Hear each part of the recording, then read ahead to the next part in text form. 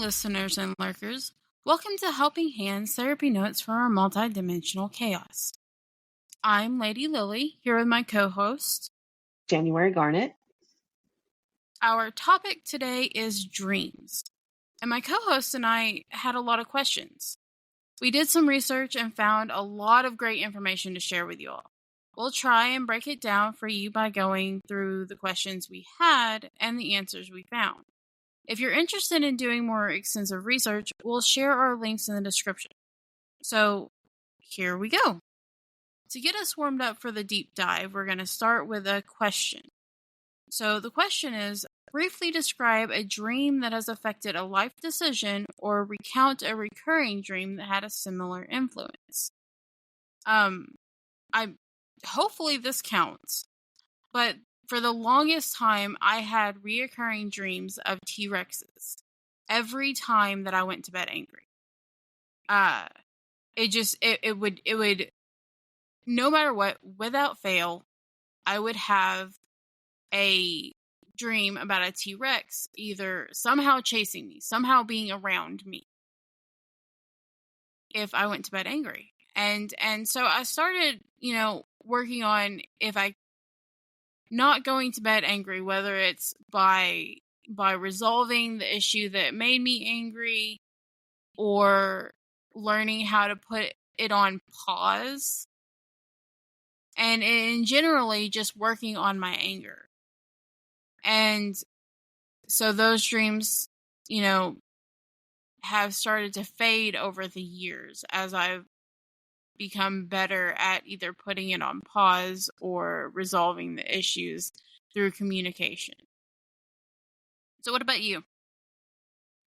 I've had several different types of recurring dreams throughout my life. And I think that just like you said, they're sort of representative of whatever it is you're going through at the time. So like in childhood, my dream had this recurring dream where I was running up a hill at night towards a house that I could never really reach.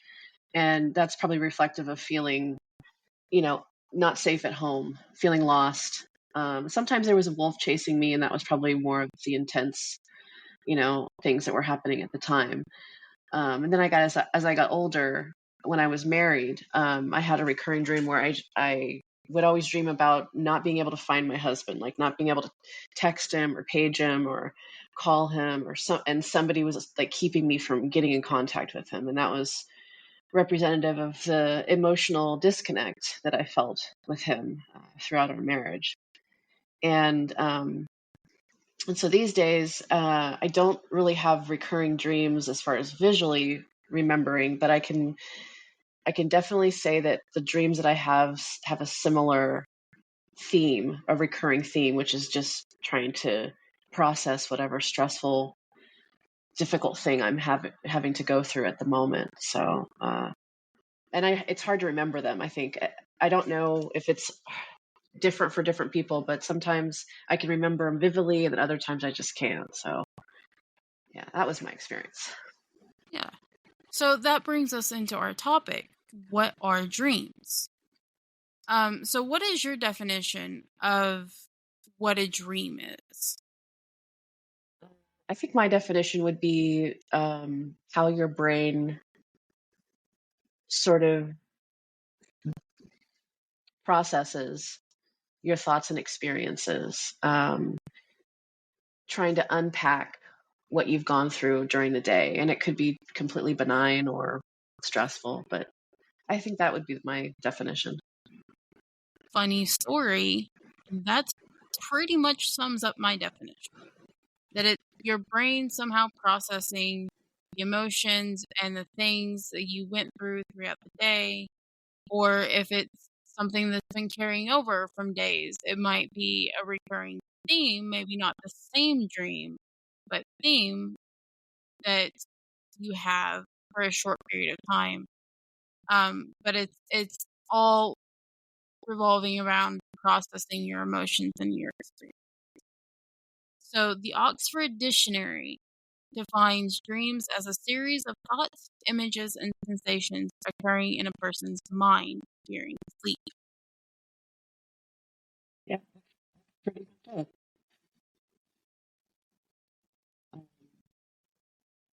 think our first question that we had, we were just trying to, after the definition, okay, we figured out what it was. Now, what's the history of dreams? How did ancient people interpret their dreams, and what were their cultural views versus our modern day understanding?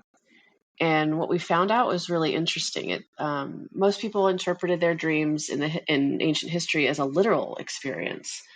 So, for example, if someone had a dream where they maybe experienced a visitation, they may interpret that as a literal interpretation by maybe an individual they know in life, somebody that may have passed, or even a deity that they were worshiping. But as we know in modern day, and we'll find out later in the research that we came up with, is that we have come to understand that dreams are more of a subjective experience, which is unique to each person, and not necessarily a literal experience. Yeah. So our next question was, why do we have dreams? And there's been research done throughout the years, from Freud to Jung, over to more contemporary researchers using modern day technology. And we've like they've used MRIs and to map electrical pulses. The current hypothesis that I found on dreams is that they are connected to our memory and emotional processing. So basically, science proposes that our brain is defragging while we sleep. Makes sense. So one of the studies that I found said that we had more, through the people that they tested, they had more activity in the frontal lobe, where the people that had more activity in the frontal lobe were more likely to remember their dreams, to be able to remember them, which is an interesting fact, because the same activity that was observed in those that were able to remember their dreams, is the same activity that humans experience when trying to recall their memories. This is what kind of brings us to the conclusion that memories are connected to our dreams, because the brain activity that's happening is the same place. Yeah. So that brings us kind of to another study that was done, and this is the one that I'm kind of brought me to what I mentioned earlier about MRI technology.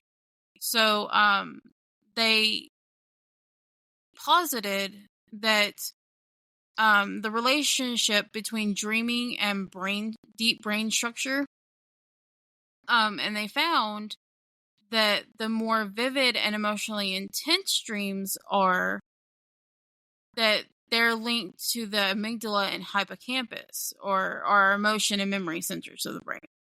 The amygdala processes emotional reactions, while the hippocampus organizes our short-term and long-term memory. The hypothesis is that the dreams help us process our emotions and separate the emotion by making it a memory, to deactivate the emotion connected to the dream. That's an interesting concept. And I think that it relates really well to explain how ancient cultures experienced their dreams, because they were having dreams that included their memories or experiences, especially their very real interpretation of having relationships with deities. So that would make sense that they would be having those kinds of dreams with intense emotions. Yes, for sure. And that kind of harkens back to our definition as individuals that kind of happen to be the same, of that it's our brain processing our emotions and our experiences, because our experiences become our memories. Yeah. And so it's, as we were saying, that it was our brain processing our emotions and our memories. This, here's at least studies that have done this and come to this conclusion. Exactly. So it looks like that brings us to, if this is what happens to us when we dream, our emotions and our memories are involved. What does that mean, that everybody dreams the same because it happens in the same part of the brain, or is it different? And what we found out was that dreams have been thought to come in many forms, as we talked about throughout history: prophetic, visitations, erotic, and even night terrors. And there's been a lot of different religions and spiritualists that have built up their dogma around it, and many of them still believe it very strongly to the present day, to the point where they feel like these people are prophets, or their dreams have literal meaning. But this doctor, let's see if I can get the pronunciation right, Dr. Drirup, she's a researcher from Alexandria Neurological Clinic, had suggested that dreams are subjective, so unique to each person. And the dreamer is likely to have a more accurate interpretation of their own dream versus a third party hearing it recounting the dream, which is really similar to anybody recounting a memory. Somebody else is going to remember it differently than that person who had the experience. And Exactly. and so the dreamer, because the dreamer is the one experiencing the emotions and everything, then they're the ones that are going to look at the visuals, and be able to identify what those symbols mean to them. And it's interesting. I was talking to my roommate about dreams, and this is kind of came up because he was asking the question, how come everybody doesn't know that they're in a dream when they're dreaming? Because for his experiences, he always knows that he's dreaming when he's dreaming. And so the only way that I could answer that question was that because dreams can be so emotionally intense, combined with the fact that if the visuals of your dream don't feel out of place, they represent reality, then it can be difficult to determine whether or not you're dreaming or you're awake. And so it's like there's these different kinds of dreams where you can be in a dream, and let's say maybe you're flying, and of course there might be a thing in your brain that goes, okay, this is a dream, I'm flying, because that's not reality. But let's say you have a dream that you're on a picnic with your family, and everything seems normal and nothing seems out of place, and the emotions you're experiencing seem normal.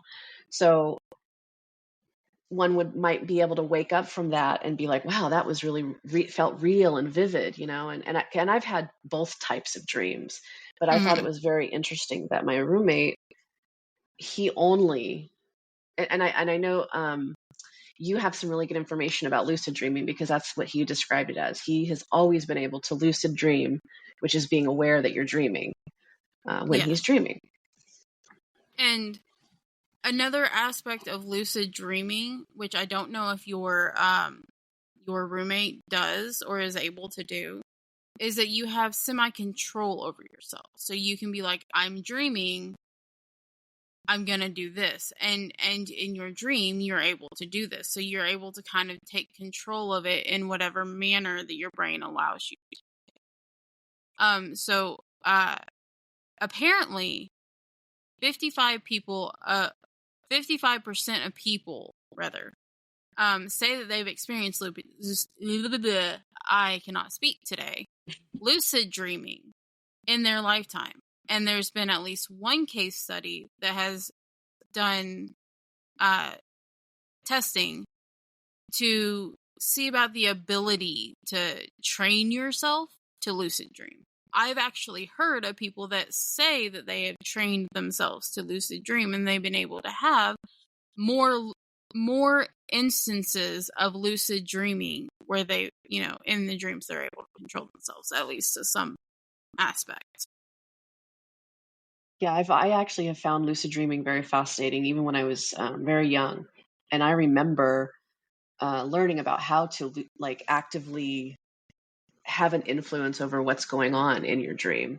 And I remember doing that. It's the method that I used was more like going to sleep with a certain thought or a certain Mm-hmm. scenario. And a lot of times, once I got into my dream state, I immediately knew that I was dreaming and I could sort of try and influence what was happening. But there's a lot of times when that doesn't work. It's like, Mm-hmm. even though I would be aware that I was dreaming and I would try to influence my dream, I almost couldn't. It was like, have you ever had those dreams where you want to run faster but you're slow, or you want to like say something really loud but you can't because it Mm-hmm. feels like your voice is gone? So, yeah, that was my experience. Yeah. Have you ever had any experience with lucid dreaming yourself? I've had a few, very few experiences with lucid dreaming. Um, and I think for me that I realized it in the moment, but then when I woke up, there was a little bit of disconnect. And so then I had to think over my dream and go, no, I remember doing that. I remember being knowledgeable of that. And I think it's kind of maybe our brains like, well, waking up, our brain going from the subconscious state of being asleep to our brain being conscious, and or whatever, mind being conscious and not asleep. But most of mine dealt with defending myself. But there's other times where I've been like aware that it's a dream, but not able to control it. So then just kind of having to let it play out. And another thing that you mentioned made me think of, you said that the way that you were able to do it was to think of a scenario or a theme as you're going to sleep. That has never been my experience. So that may be a thing unique to you, how it works for you, and it might work differently for all different people. It just doesn't work for me because I I used to play scenarios all the time. Now I just go straight to sleep. My head hits the pillow and I'm gone.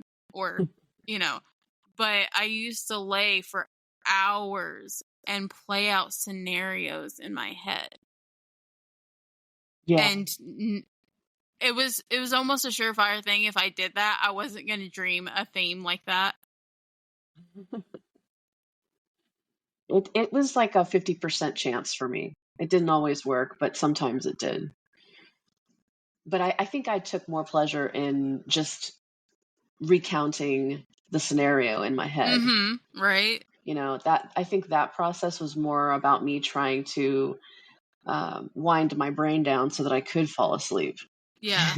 Thinking about it now, probably, and I don't know why I'm able to go to sleep as quickly as I am now, but like it just, maybe I just do way too much stuff during the day, thinking and being in my own head, that because it really started once I lost my job, that I was able to just, usually, unless something was going on that elicited me to be awake for longer or my brain not slow down, then since I've had so much time on my hands, Yeah.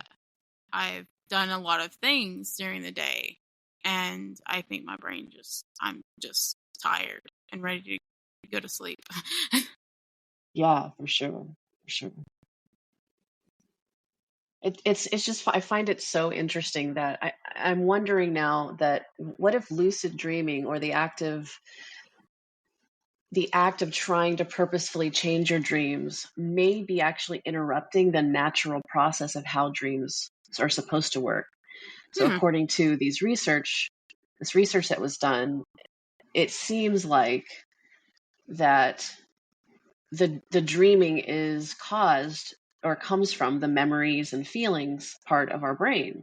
Hmm. And these same scientists sort of agree with this hypothesis that, it's maybe the purpose is for us to help like defrag our brains from the day's events or whatnot. Yeah. And so what if lucid dreaming or trying to control that is like counterintuitive to what our brain is trying to do, Maybe.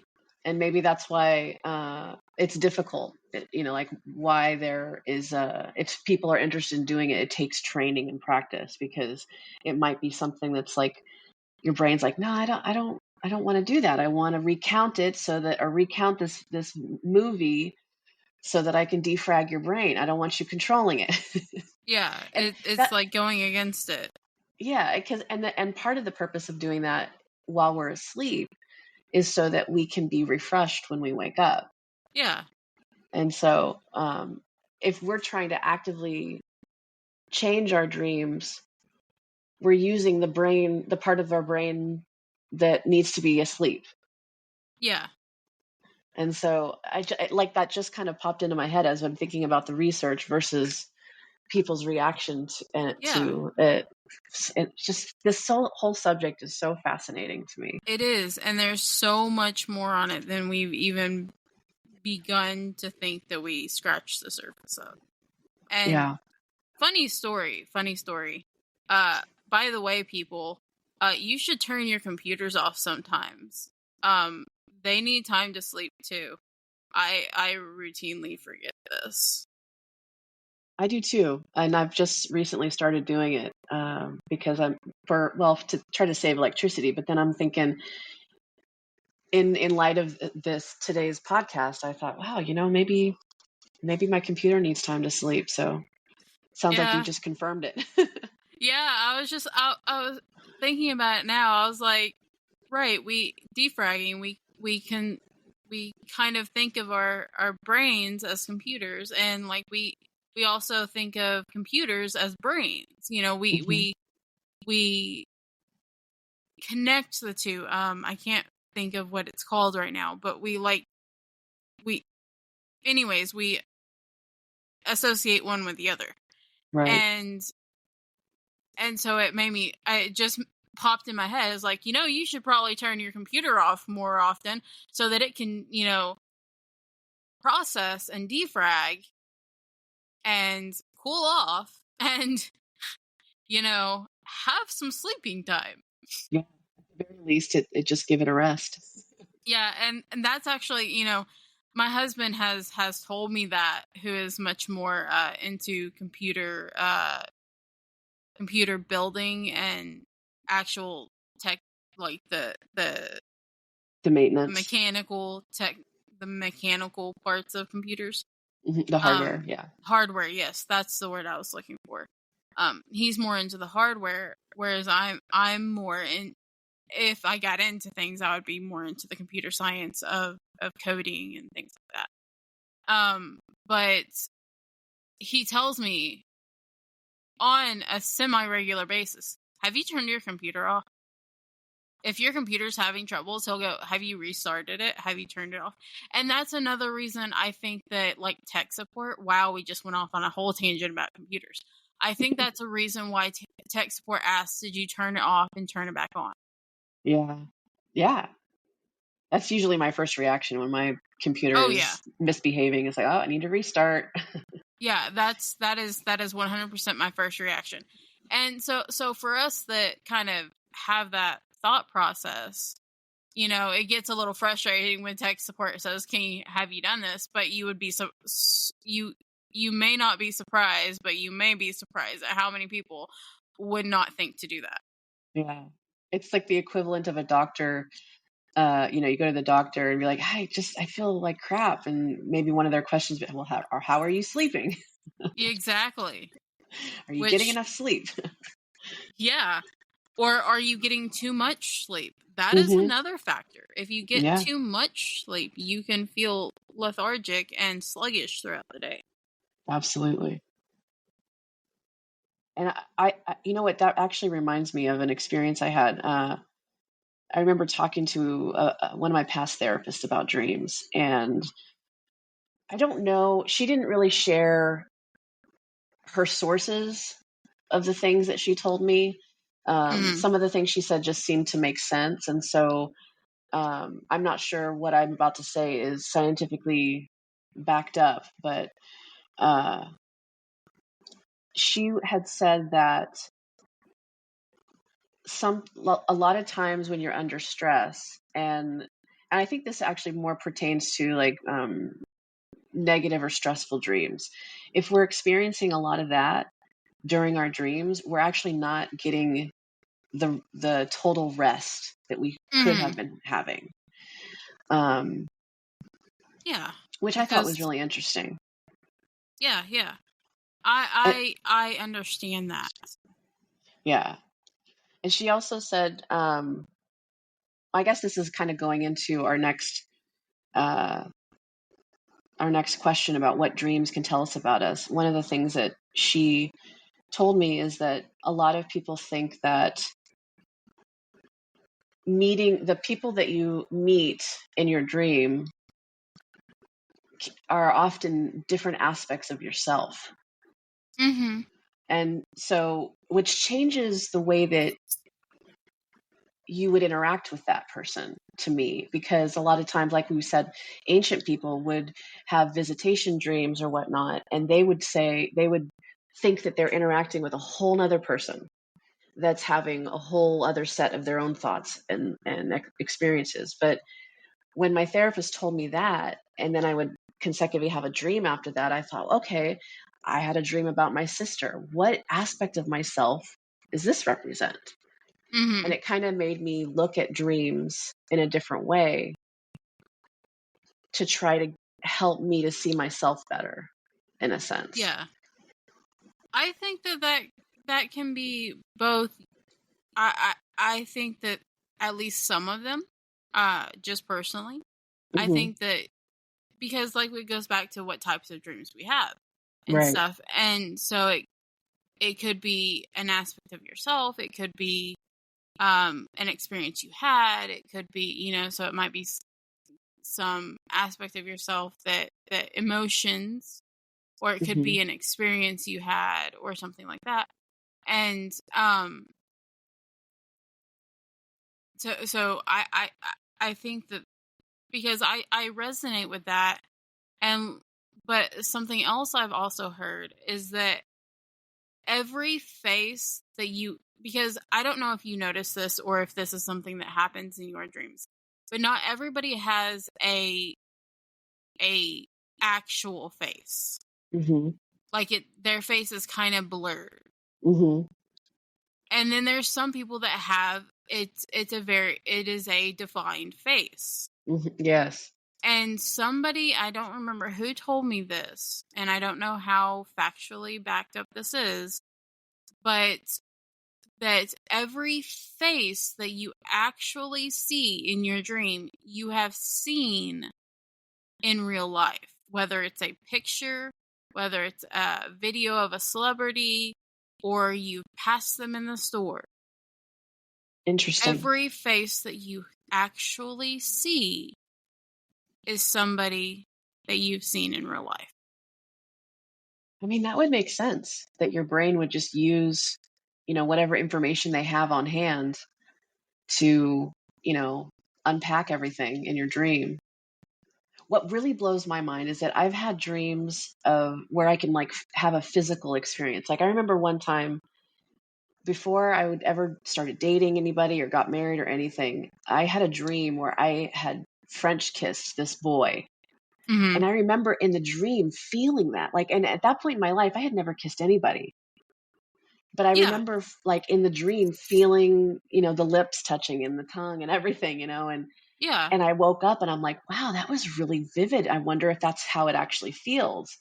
And so I remember when I did actually start kissing someone, that was it. It was the same feeling from that dream, and which totally blew my mind, because how could my brain give me that much information, to extrapolate that much information just from maybe what I've observed as a child, and then have me experience it in such an accurate way, was super fascinating to me. That So is a good question. it really sort of tells us a lot about what our brain is capable of, and Yeah. it also really should get us to the point where we need to ask more questions about what we experience. I Mhm. think that, and this is kind of a little bit of a tangent, but it kind of relates to how ancient people were trying to understand their own sense of dreams before they had the technology to understand where they came from. Um, but I think that knowing that our dreams come from our emotion center and our memory center, which are two of the most unreliable ways of getting to the truth. Mhm. Um, and if our brains can create that much of an experience that we never actually had, it would make me sort of like go, okay, if I have an experience while I'm awake, like let's say it feels like I see a ghost or something out of the corner of my eye, it would make me, instead of to immediately conclude that it's a ghost or whatever, it would maybe go, I know my brain does this. I know brains do this. And there's such a thing of like optical illusions, and that Mhm. your brain actually does fill in the blanks for you Yeah. so that you will actually see something that maybe might not quite be there. Yeah. And I find that really fascinating too.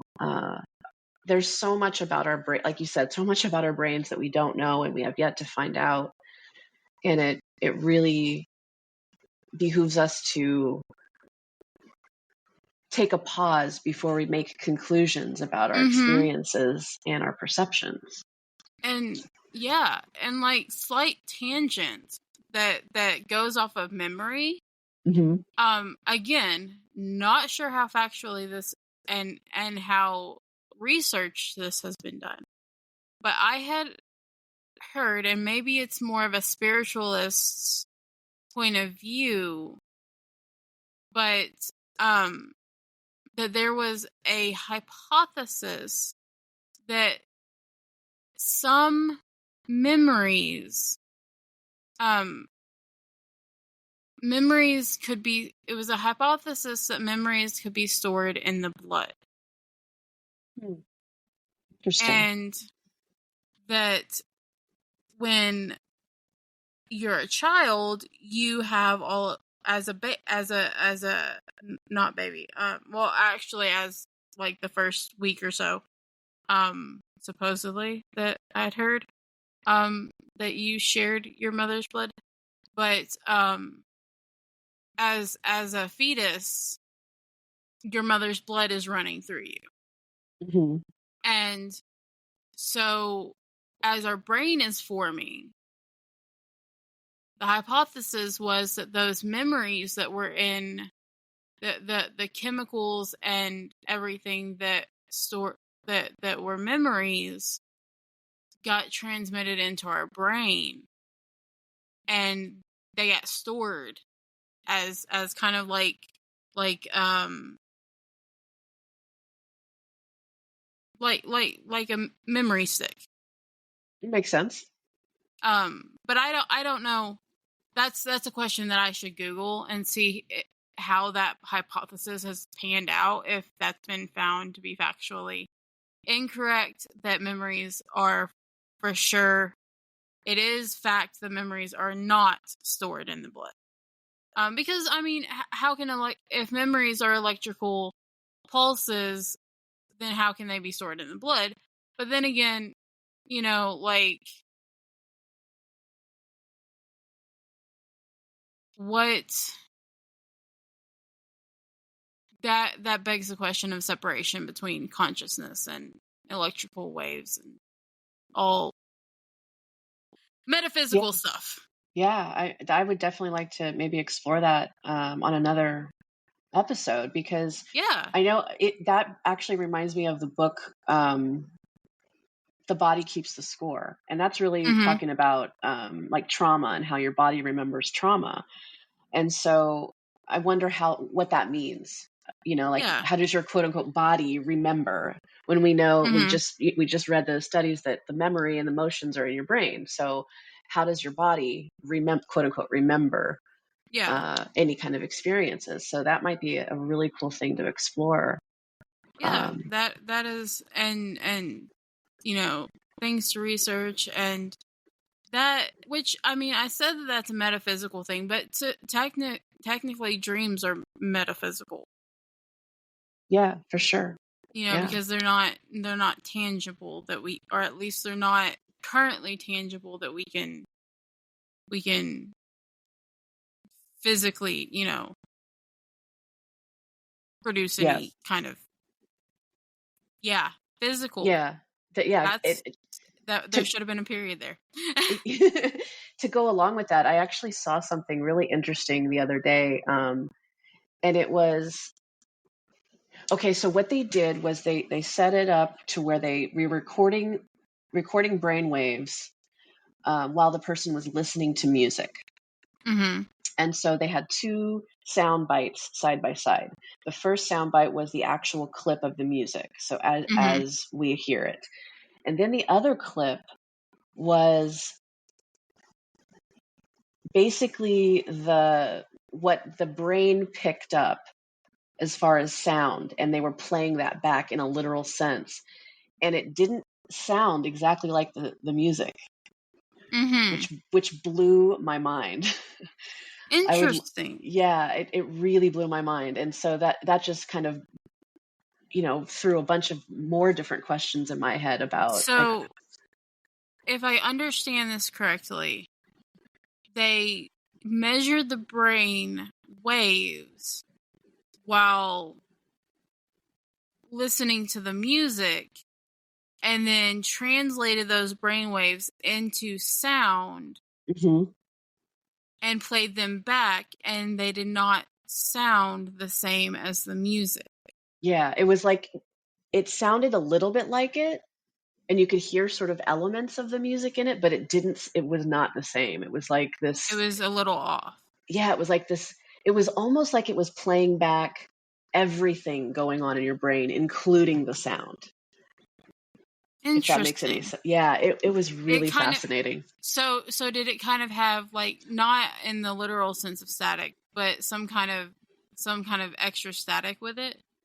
Yeah, it was almost like you could hear the bare bones of the music in the background, but then there was all these, it was almost like you were listening to music in a room with a bunch of people talking, and like clinking and different sounds and stuff. It was, And so your brain was processing those sounds, other sounds that you were hearing. yeah, I think that's what was happening. And it was playing back everything, not just that. Interesting. Yeah, that was really fascinating to me. So the capability of our brains Oh, is, geez. we are literally just, the tip of the iceberg. Mm-hmm. Uh, and dreams is just one tiny aspect of that. Oh, So yeah. You it's get it's so dreams and thoughts, and, yeah. you get, there's a very real thing of decision fatigue, which I just recently learned about in the last 6 months. And to where our brain literally we get tired from making decisions, Yeah. and we just functionally cannot make any more decisions. Yeah, that makes sense. And maybe that's one of the biggest reasons why we need to dream. Yeah. It accesses a certain part of our brain that comes alive, or I wouldn't want to say, it becomes awake while the rest of our brain is kind of resting and going to sleep. Yeah, and that would, like, lean back to its processing. So you have, maybe everybody has, like, a quota, or how much that they can process, or intake in a day, and decisions that they can make. And once they reach that quota of, and that goes along with I guess, anecdote, or a analogy of, that we have spoons, Hmm. or if we go into the more geeky term that I like to use, spell slots. Yes.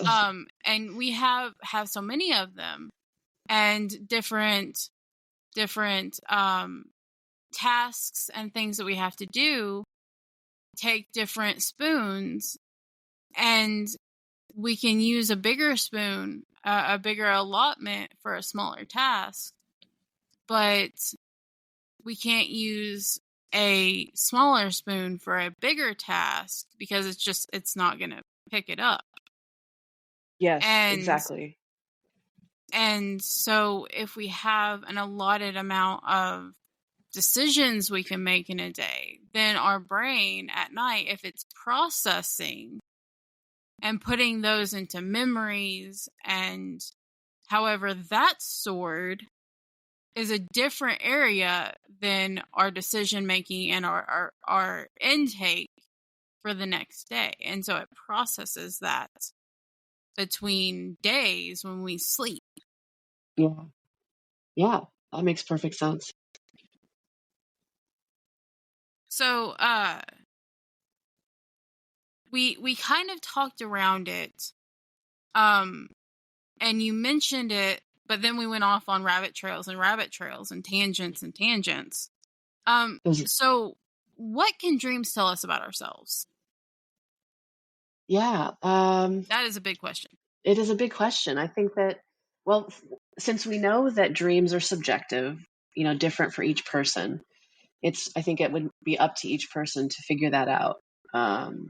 What we know from the evidence or from the studies is that we know for a fact that they come from our emotions and our memories. Mm-hmm. And so, and we also are going off the hypothesis that dreams happen because our brain is processing.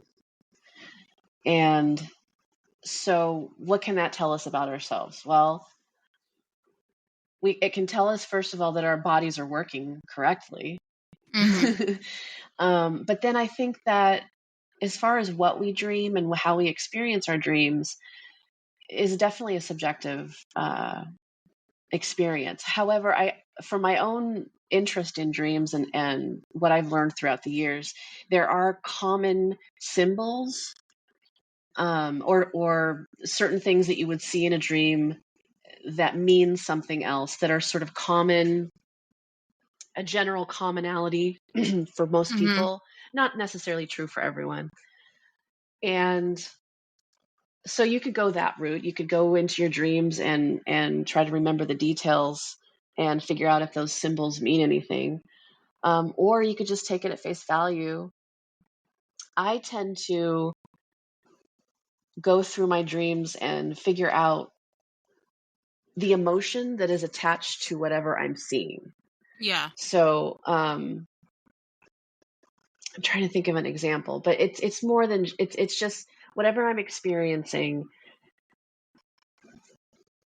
I am also looking at how I'm feeling in that moment and how Mm-hmm. what I'm seeing is making me feel. And so when I'm awake, I can go back and go, okay, having this interaction with my sister, who I've had a really shaky past with, is it may not be an aspect of me, but it could be, depending Mm-hmm. on whatever issue is going on in the dream.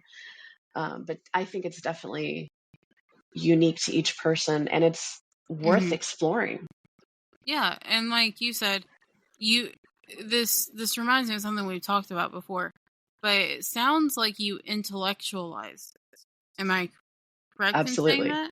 Absolutely. You and so that is, I've never thought about like connecting the two of what emotion was I feeling while I was seeing this and how that could be applicable to our lives. But I definitely agree that it's individual, it's unique to each person because you're the one that had the experience. Yes. The way that I came about to this, I don't even know if it's a correct understanding or not, but it was just my experience where I had this thing that I learned from one of my sisters, actually, where you take somebody through sort of an imaginary scenario. Mm-hmm. And when I say take them through, you're basically saying stuff like, okay, you're on a path and you come to a house and Mm-hmm. then you find this and you find that. And Mm-hmm. so, and then what you have the person do is that they explain what each thing looks like. Like, you're standing on a road. What does that road look like? And then they explain. And so you go through this whole scenario, and then afterwards, each thing has its own meaning. Mm-hmm. And when I did that with people, I actually did one night where I invited all my friends over, and I did it for each of them. And I did it for each of them before any of them knew what the symbols were, so that all of their answers were completely raw and authentic. Mm-hmm. And so when I went back and, interpreted each experience and told them what the symbols were, I had emphasized during the process of asking them, how does this make you feel? Mm-hmm. And so, because I knew that the symbols may not necessarily be universal and may not apply to each person, but the feelings are real. Mm-hmm. And so I figured how to, you know, connect the feeling with what they were seeing. And every single person was super happy, and they were like, oh my God, that was so accurate. And how did you know? And how did you do that? And it's more, again, it also tells us how fluid our brains can be. And I don't even know if there was anything to it. It could have been just an experience of cold reading, which is what a lot Mm-hmm. of fake psychics will do, Yeah. or magicians. And it could have been just that, just reading people and being able to read their emotions and then interpret them back to them. But I Mm-hmm. still think that that has value, because I tried to focus more on the emotions and how it made that person feel, and sort of really entreating them to explore themselves further, you know? Yeah. Yeah, So for sure. not using it to try to, defraud anybody, but it was more about like self exploration. And I'm hoping that those people, I don't have any contact with those people anymore, but I'm hoping that at some point in their life, they thought that was inspirational enough to do some self exploration, because that's what I did. Yeah, yeah. And I think that's a very good thing that dreams can tell us, is things about ourselves, because as the studies have shown so far, is that they're connected to our emotions and memories. So they're connected Yeah. to our experiences. Right. So it can tell you, I think that it can tell you of the many things that it can tell you, Mm. about how you experience something, how Yeah, something made you feel. And then absolutely. by knowing those things, you can process it. But it's all Yes. subjective. It's all up to the person to interpret it. Yeah, Just like, absolutely. and I think that is also, um, that is how because I actually like mysticism. I can't necessarily say that I believe in it, but I do like it. And Hmm. so I do a lot of personal, like, tarot reading. And Hmm. and the way that I view it is, how is this applicable to my current life? How Right. does what this mean? How is this applicable? How can I interpret this? Yeah. And so that's another way of what dreams could tell me about myself, is my how I experience something. Yeah. I like that. I think that that has value too, because like I did with those people, you're accepting the reality that this is a subjective experience for you, and you're using tangible symbols to help see yourself. Yeah. And I think that that's a totally valid process, because you're coming to accurate conclusions about yourself, hopefully, because you're using it as a way to, explore those emotions and memories and Hmm. experiences. Yeah.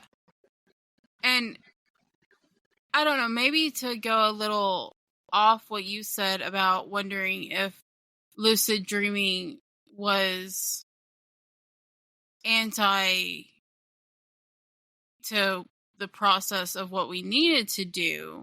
Hmm. Um, but I wonder if also the ability to lucid dream can help us as well in being able to experience and to fulfill an experience in a safe environment. Yeah. Yeah. I like But that. that like kind of brings me to our Pathfinder games and stuff, is that a lot of people in tabletop gaming, and tabletop gaming has been used in therapy, that it's a safe environment to process experiences and feelings. Yeah. That's an And interesting point. and so I wonder if the ability to lucid dream, and to the extent of being to have able to have some control over it, could in the future be beneficial to us to experience and process things that in a manner that legitimately helps us process it, as in like, helps us experience something in a safe environment. Yeah. Yeah, that's a really interesting insight, and I think that that's worth noting, because those are tender things that Yeah. happen in our dreams. It's memories and experiences, and it may not be privy to other people. So, but it is in our head. And yeah, Yeah. maybe that dream state is that safe environment to process. I really like that, actually. Yeah, there's so many things connect to so many other things, and it's kind of like everything's connected. Right.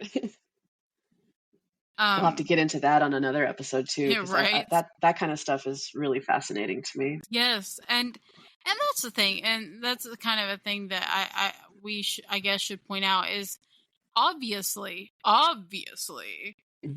we don't know everything. Exactly. We're learning along with you guys, and maybe something we say is not uh is down the road going to be proven differently, or maybe we just didn't learn about it or couldn't find research, or asking questions and giving our own thought processes as untrained people. Right. Yeah. So, We're just two humans asking questions and trying to understand in an honest way. yeah. So we're coming up on time here.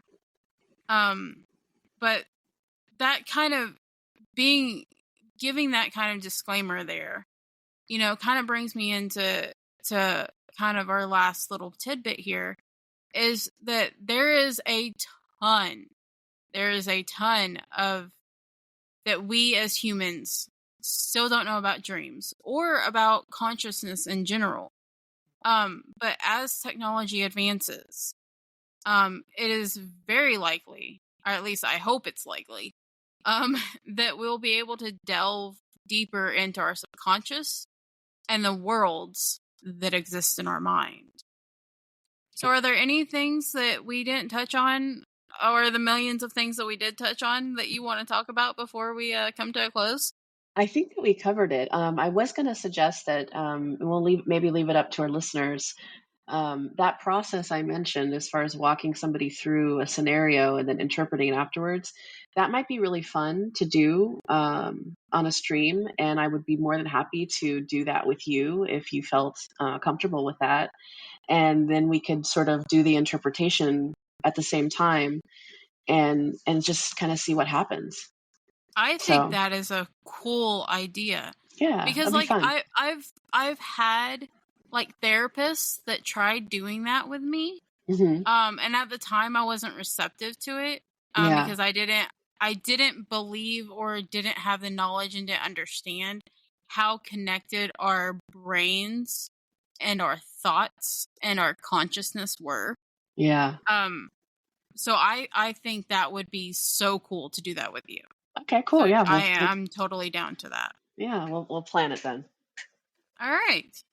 Well, thank you guys for joining us on our journey through the world and science of dreams. We hope that this was thought provoking and conversation starting. So don't forget to love each other. Bye. Bye bye, everyone.